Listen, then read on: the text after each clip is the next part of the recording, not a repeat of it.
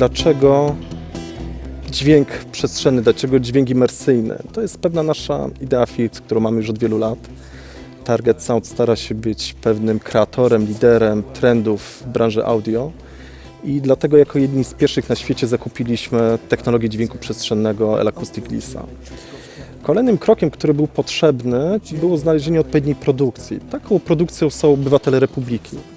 Produkcja musi być odpowiednio przygotowana. Musi zaistnieć wiele czynników, które będą się zasklepiać. Musi być przygotowany odpowiedni aranż materiału. Musi być zaangażowana ekipa techniczna, która przygotuje setup. Musi być przygotowany realizator i cały projekt, aby w pełni pokazać możliwości, potencjał dźwięku przestrzennego. I te wszystkie czynniki tutaj na warszawskiej hali Torwar przy produkcji Obywatele Republiki zaistniały. Od dawna zadawałem sobie pytanie, kiedy tak naprawdę w pełni i tak z pełną kreacją, również z mojej strony, będę w stanie z tego skorzystać. I właśnie taka okazja się nadarzyła w tym projekcie. Jest to projekt związany z zespołem Republika i Grzegorzem Ciechowskim, ale muzycy, którzy wciąż chodzą z nami po świecie, postanowili dalej grać te wspaniałe kompozycje i te super teksty, które tworzyli. I to fajne, bo to jest taka muzyka, na której ja również się wychowałem. Dlatego jestem tym bardziej wdzięczny Leszkowi Bielikowi, że zaprosił mnie do tego projektu i mam okazję i wielką przyjemność być jego częścią. Obiecali nam, że świetnie słyszycie. Czy to prawda? Faktycznie to nie ja wybrałem imersję, to imersja wybrała mnie. W końcu powiem ci, co myślę, tak prosto w twarz. Dzięki Krzyśkowi Polesińskiemu tak naprawdę miałem okazję posłuchać tego w takich warunkach super studyjnych, jednocześnie gdzie on jakby pokazywał mi możliwości.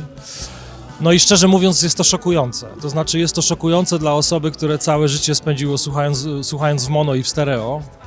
I kiedy dowiedziałem się, że jest taka możliwość, żebyśmy zagrali na Torwarze koncert w tym systemie, no to oczywiście jestem tym totalnie z jednej strony zainspirowany, a z drugiej strony wściekły, ponieważ ja na scenie tego nie usłyszę. Ponieważ ja w odsłuchu nie usłyszę tego, co usłyszy publiczność z przodu, więc trochę im zazdroszczę dzisiaj.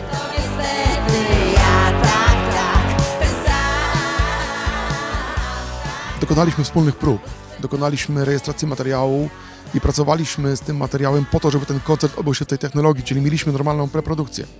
Co w Polsce nie jest takie bardzo popularne, jest kilku artystów, którzy do tego tak podchodzą i super, chwała im za to, no bo o to chodzi. W związku z tym bardzo się cieszę, że Leszek Biolik z otwartą głową do tematu podszedł. Zresztą to się wydarzyło w taki sposób, że ja zaprosiłem Leszka do studia, do atelier Targetu, gdzie mamy przygotowany setup dźwięku przestrzennego, oczywiście w mniejszej skali, ale ponieważ technologia Lisa jest skalowalna, więc łatwo to można przenieść do innych obiektów. I jak Leszek usłyszał, co można zrobić, to otworzyła mu się głowa.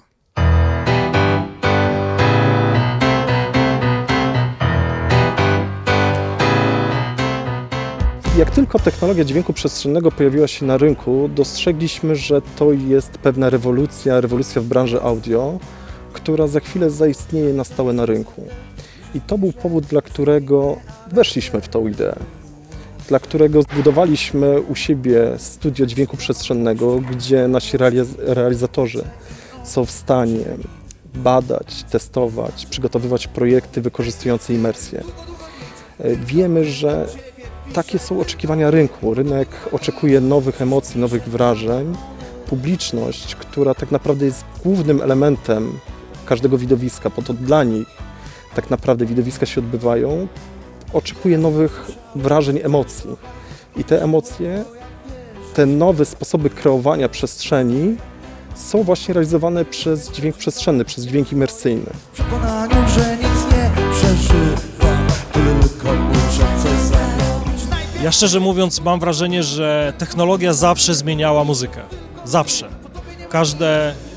Każdy układ scalony, który nagle lądował w nowych klawiszach, po prostu zmieniał całe analogowe systemy, które wcześniej ze sobą woziły zespoły. Komputer natychmiast wprowadził drum and bass i inny sposób nagrywania i tak dalej. Każdy z takich wynalazków zawsze zmienia muzykę i zawsze wprowadza coś, czego naprawdę jeszcze nie wiemy. Natomiast jeżeli on jeszcze stanie się bardziej powszechny, bo wydaje mi się, że to jest klucz, który powoduje, że muzycy mają do niego dostęp i zaczną go kreatywnie traktować, to moim zdaniem wchodzimy w świat, w którym w połączeniu obrazu z tego rodzaju przestrzennością muzyki jest w stanie stworzyć nieprawdopodobne pole do odbierania dźwięku i dla wrażliwych ludzi. Nie? To myślę, że pole jest absolutnie nieograniczone.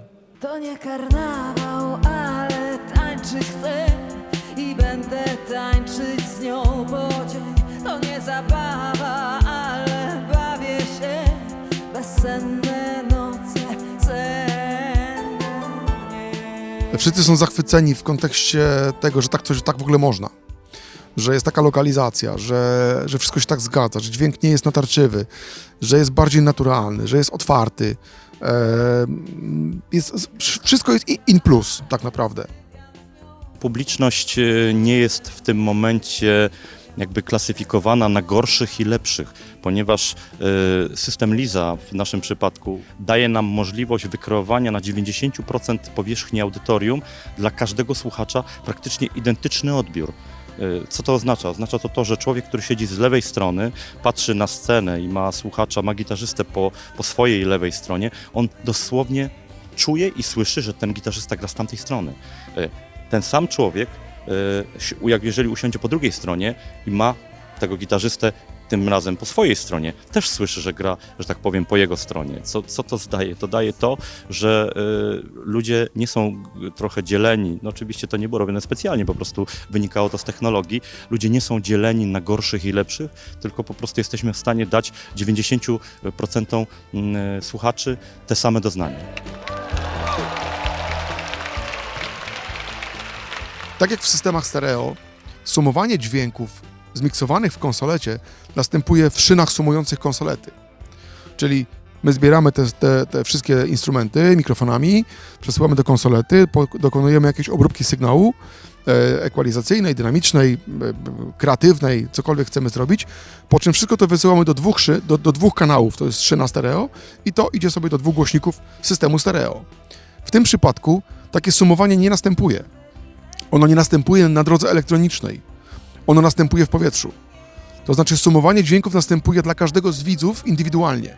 Dopiero uszy nasze, czyli nasz mózg, sumuje te dźwięki, ale jednocześnie koreluje je z tym, co widzi.